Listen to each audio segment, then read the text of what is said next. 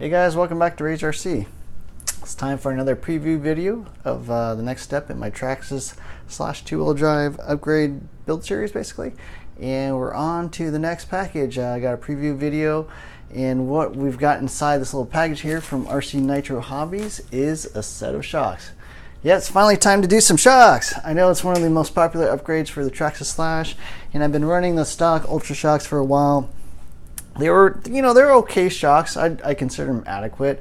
You can run them basically with the brush system, do a little bashing and such. But once you start going a little faster, once you got more power, more traction, basically doing laps and trying to get that truck around the racetrack as fast as possible, they're starting to kind of show their deficiencies. So I decided to get a new set of shocks, and you're probably wondering what I decided to get. And I think this is going to surprise you, because I did not get GTR shocks. I did not get big bore shocks from Traxxas. Did not buy Proline Pro Spec shocks, or what are the other ones, the Power Stroke shocks. I got something that I'm not sure has ever been attempted before, so we'll see how this goes. But let's open up the package here. Dun, dun, dun. Cut this thing open, and we're going to pull out some parts. Oh, what's that?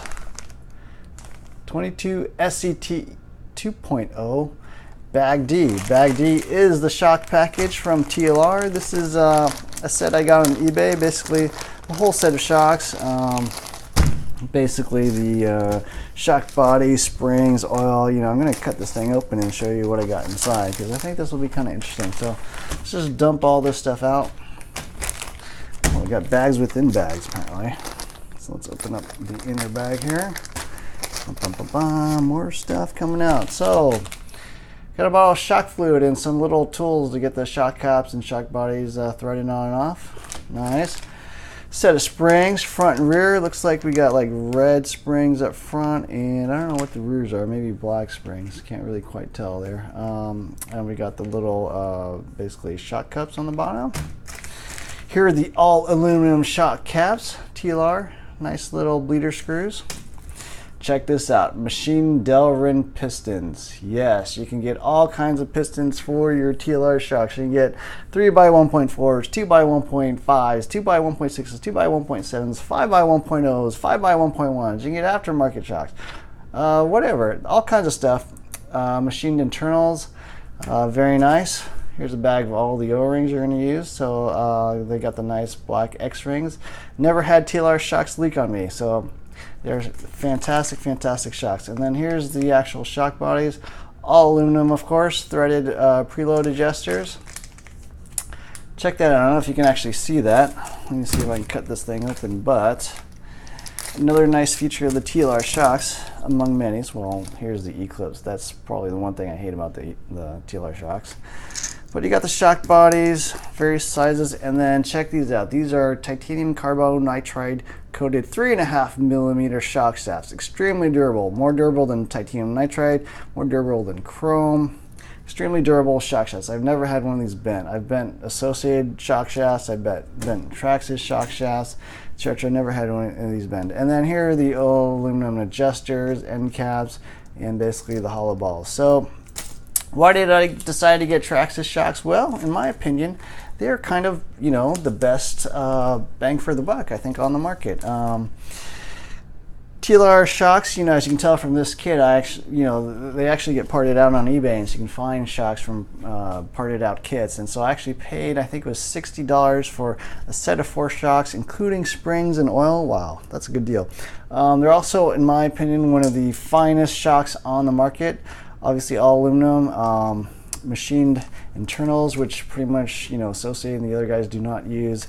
You can have as many adjustments as you want. They use standardized springs and, titanium carbonitride shock shafts. So really, really nice shocks. I mean, they're super smooth. They're rebuildable. You can get parts anywhere to rebuild them.